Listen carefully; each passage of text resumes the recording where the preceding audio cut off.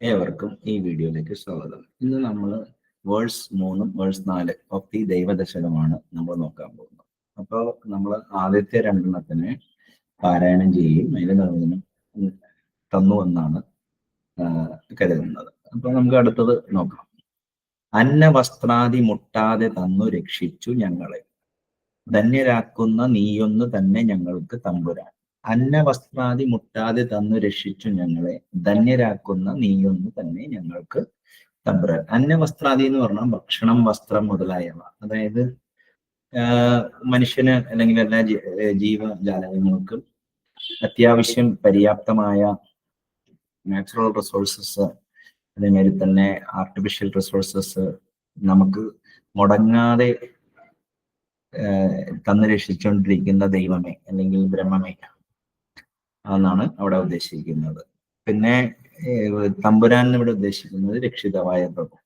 ആഹാരം, വസ്ത്രം മുതലായവ മുടങ്ങാതെ തന്ന് ഞങ്ങളെ അവിടെ നിന്ന് രക്ഷിക്കുന്നു. അങ്ങനെ ഞങ്ങളെ സുഖികളാക്കി തീർക്കുന്ന അങ്ങൊരാൾ തന്നെയാണ് ഞങ്ങളുടെ രക്ഷിതമായ പ്രഭു. അതായത് അതൊരു സരളമായ മീനിങ് ആണ്.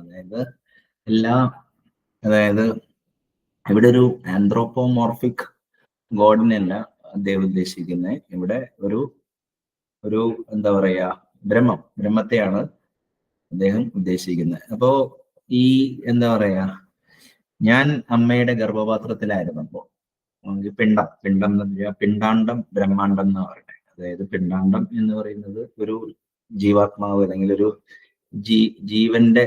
ജീവിയുടെ അകത്തുള്ള മാംസക്കട്ടയാണ് പിണ്ടാണ്ടം, അല്ലെങ്കിൽ അത് തന്നെ ബ്രഹ്മാണ്ടം എന്ന് പറഞ്ഞാൽ എൻ്റയർ യൂണിവേഴ്സ്. ഈ പിണ്ടാണ്ടവും ബ്രഹ്മാണ്ടവും സെൽഫ് സിമിലർ ആണ്, അല്ലെങ്കിൽ സ്ട്രക്ചറലി സിമിലർ ആണെന്നുള്ളത് കൊണ്ടാണ് സൂക്ഷ്മതലത്തിൽ നമ്മൾ എന്തെങ്കിലും ചെയ്തു കഴിഞ്ഞാൽ നമുക്കത് സ്ഥൂലതലത്തിലും അത് തന്നെയായിരിക്കും. അപ്പോൾ ഇവിടെ വരുന്നത് എന്താന്ന് വെച്ചാൽ, ഇപ്പൊ ഭാരതീയ ഋഷിമാര് ഈ ലോകത്തെ കുറിച്ച് അവർ അറിഞ്ഞത് എങ്ങനെയാന്ന് വെച്ച് കഴിഞ്ഞാല്, അവര് ഉള്ളിലോട്ട് ഇൻട്രോസ്പെക്ട് ചെയ്തിട്ടാണ് അവരത് കണ്ടുപിടിച്ചത്.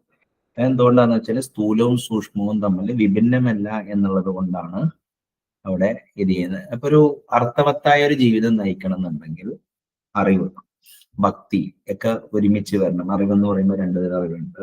ലൗകിക അറിവുണ്ട്, ഫിസിക്സ്, കെമിസ്ട്രി, ബയോളജിയുടെ അറിവ്. പിന്നെ പരമാർത്ഥ അറിവുണ്ട്, ട്രാൻസെൻഡന്റൽ നോളജ് അല്ലെങ്കിൽ ആത്മജ്ഞാനം എന്ന് പറയും. പക്ഷെ അൺഫോർച്ചുനേറ്റ്ലി എന്ത് പറ്റിയെന്ന് വെച്ച് കഴിഞ്ഞാല്, ഈ അറിവ് തർക്ക വിതർക്ക കുതർക്കങ്ങളിലോട്ട് കുടുങ്ങിപ്പോവുകയും പിന്നെ ഭക്തി വളരെ വിഭാഗീയമായി മാറി എന്നുള്ള ഒരു ഐറണി കൂടി ഈ വരികളിലൂടെ അദ്ദേഹം പറയാൻ നോക്കുന്നുണ്ട്. അപ്പൊ ഞാൻ ഒന്നുകൂടി വായിക്കാം. അന്നവസ്ത്രാദി മുട്ടാതെ തന്നു രക്ഷിച്ചു ഞങ്ങളെ, ധന്യരാക്കുന്ന നീയൊന്ന് തന്നെ ഞങ്ങൾക്ക് തമ്പുരാൻ. അപ്പോ ഇതാണ് വേഴ്സ് നമ്പർ 3. വേഴ്സ് നമ്പർ 4 നോക്കാം. ആഴിയും തിരയും കാറ്റും ആഴവും പോലെ ഞങ്ങളും, മായയും നിൻ മഹിമയും നീയും എന്നുള്ളിലാകണം. അതായത് ആഴി എന്നുദ്ദേശിക്കുന്നത് ഇവിടെ സമുദ്രമാണ്. തിര എന്ന് പറഞ്ഞു കഴിഞ്ഞാല് വേവ്സ്, കാറ്റ്, ഇതെല്ലാം depth of the Ocean. Even ഞങ്ങളും, അതായത് ആഴിയും ഈ കാണുന്നതെല്ലാം, അതായത് എന്താ പറയാ, മായയും ഈ എല്ലാം ഒന്ന് തന്നെയാണെന്നുള്ളതാണ് യാഥാർത്ഥ്യമെങ്കിലും നമ്മൾ അതിനെ അനേകമായിട്ട് കാണാൻ മായാവൃതമായതുകൊണ്ട് നമ്മൾ അങ്ങനെ കാണുകയാണെന്നുള്ളതാണ്. ഈ മായ ഒരു ദൈവത്തിന്റെ ശക്തി തന്നെയാണ്. അപ്പോ കടൽ, അതിലെ തിര, അതിലെ കാറ്റ്, അതിലെ ആഴം, ഇവ ഒരിക്കലും വേർപ്പെടാതെ ഒരുമിച്ച് വർത്തിക്കുന്നു. അതായത് ശരിക്കും പറഞ്ഞു കഴിഞ്ഞാൽ ഒരു ഒറ്റ, അതായത് ഒരുമിച്ച്, അതായത് ഇന്റർഡിപെൻഡന്റ് ആണെന്നുള്ളത് പറയും. അതുപോലെ ഞങ്ങൾ ഉൾപ്പെടെയുള്ള ജീവജാലങ്ങളും ദൈവശക്തിയായ മായയും ദൈവത്തിന്റെ മുഖ്യ പ്രാണനും, അതായത് പ്രാണനും ഒരിക്കലും, അതായത് നമ്മൾ ഇതെല്ലാം കൂടി ഒറ്റ സത്തയായിട്ടാണ് നിലനിൽക്കുന്നതെന്നാണ് ഇവിടെ കാണുമ്പോൾ അനേകമായിട്ട്, ആഴി വേറെ, സ്ഥിര വേറെ, കാറ്റ് വേറെ, ആഴം, സമുദ്രത്തിന്റെ ആഴം വേറെ, നമ്മൾ വേറെ, മായ, അങ്ങനെ അതായത് ഗോഡ്സ് ആൻഡ് ഗ്രേസിനെ കുറിച്ചിട്ടുള്ള എന്താ പറയാ കീർത്തനം, ഇതെല്ലാം ഈ എന്താ പറയാ ഒറ്റ സത്തയ്ക്കുള്ളിലാണ് നടക്കുന്നത്. അതായത് ബ്രഹ്മം എന്ന അടിസ്ഥാന സത്യത്തിന് അല്ലെങ്കിൽ അധിഷ്ഠാന സത്യത്തിന്റെ മുകളിൽ മറ്റേ അധ്യാരോപം ചെയ്തിരിക്കുകയാണ് ജഗത്ത്. അപ്പോ ഈ അതായത് ഈ we are living in the world of the names and forms. അപ്പൊ നമ്മൾ യാഥാർത്ഥ്യത്തെ മായയുടെ കാരണത്താൽ നാമരൂപാത്മകമായിട്ടാണ് നമ്മൾ, അല്ലെങ്കിൽ പ്ലൂറാലിറ്റി ആയിട്ട് നമ്മൾ കാണാനാണ് നോക്കുന്നത്. ഇപ്പോ ഈ ഇതെന്താ പറയാ, കാറ്റ്, സമുദ്രങ്ങള്, തിര. അപ്പോ തിര ശരിക്കും പറഞ്ഞു കഴിഞ്ഞാല് എന്താ പറയാ, കാറ്റ് തിരകളിൽ നിന്ന് ഉള്ള ഒരു ഉപോൽപ്പന്നമാണ്. അതായത് യാഥാർത്ഥ്യം അവിടെ വെള്ളമാണ്.